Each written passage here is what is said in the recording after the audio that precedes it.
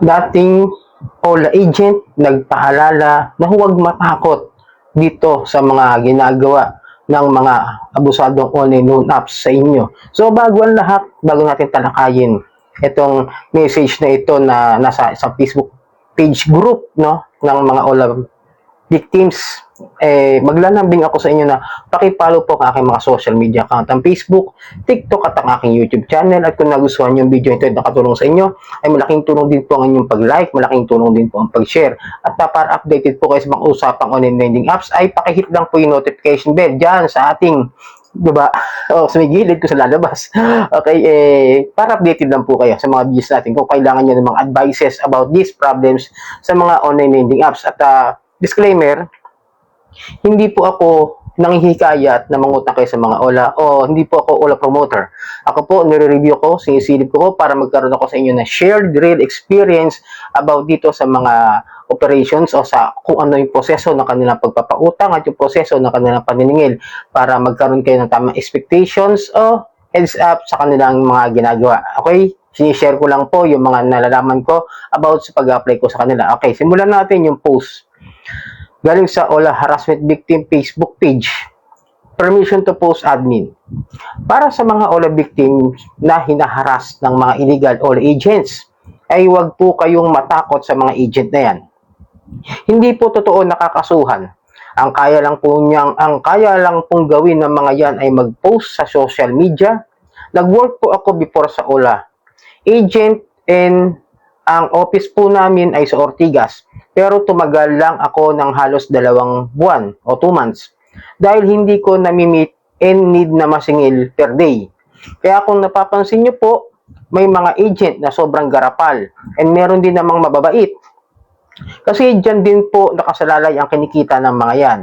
Huwag po kayong magpapadala sa takot kasi kung alam po nilang mahina ang loob nyo, ay lalo nila kayong guguluhin.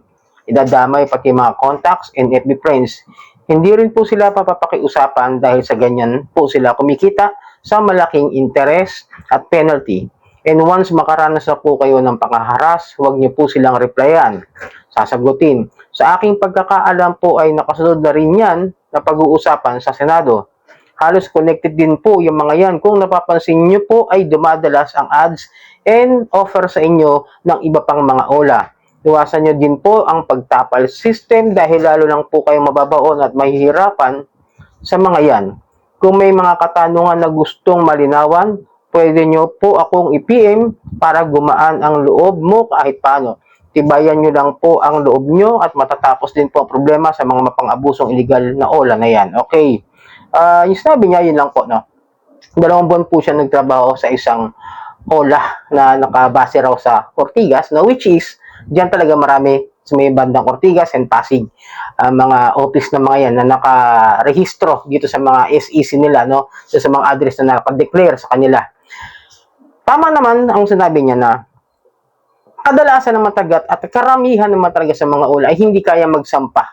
At tatakot din sila magsampa ng small claims o magkaso doon sa mga hindi nakapagbayad ng utang. Ang tanging kaya lang talaga nilang gawin ay mga may ilan-ilan katulad ng pagpo-post sa social media na which is very vulnerable po at very easy sa kanila rin na gawin yun dahil nga meron tayong mga ibinibigay ng mga info at mga pictures natin at mga details na ibinibigay sa kanila para maging collateral sa kanilang pagpapautang dahil wala naman silang makukuha sa atin maliban doon sa tubo na makukuha nila sa malalaking interest, di ba?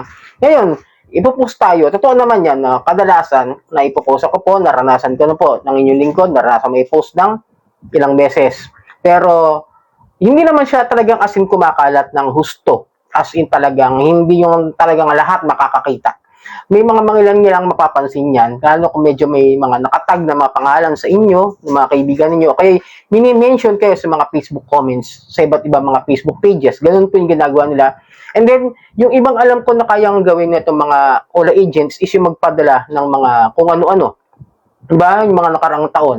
Magpadala ng bulaklak ng patay, magpadala ng kabaong, at magpadala ng mga groceries, magpadala ng mga ambulansya, at tawag yan yung sa bombero, yung mga Poso Negro, yung mga naglilihim, malabanan, ganyan.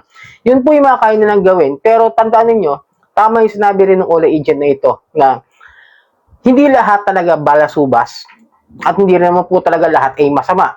May mga agents kasi talaga na hindi maatim yung ginagawa.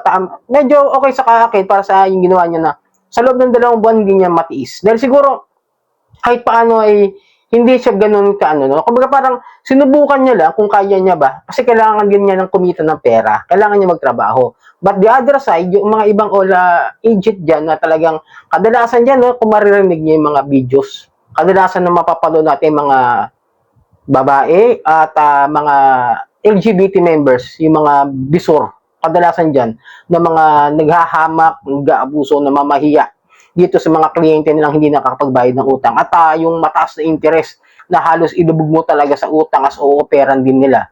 Tama yung sinasabi niya, talagang as in, para sa akin, no, legit naman yung mga ibinigay niyang paalaala. Huwag na lang kayo magtapal system mo sa hindi na kayo nakapagbayad doon sa isa, tapos o-operan kayo ng iba. Mas mahihirapan po talaga kayo. Ngayon, kung matatakot naman po kayo, tandaan ninyo ha, wala naman pong makukulong sa utang. Tama yung sinabi niya, ng agent. Walang nakukulong sa utang, nasa saligang batas po natin yan.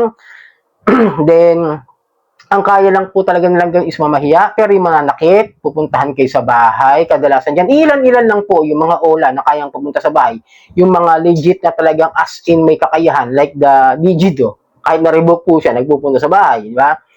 Yung iba dyan, may nababalitaan ako sa'yo, Cash Express, diba? Nakailang gawa na tayo ng video dyan na nagpupunta talaga sa bahay, nagpapadala ng demand letter, nagsasampa ng small claims kung malaki.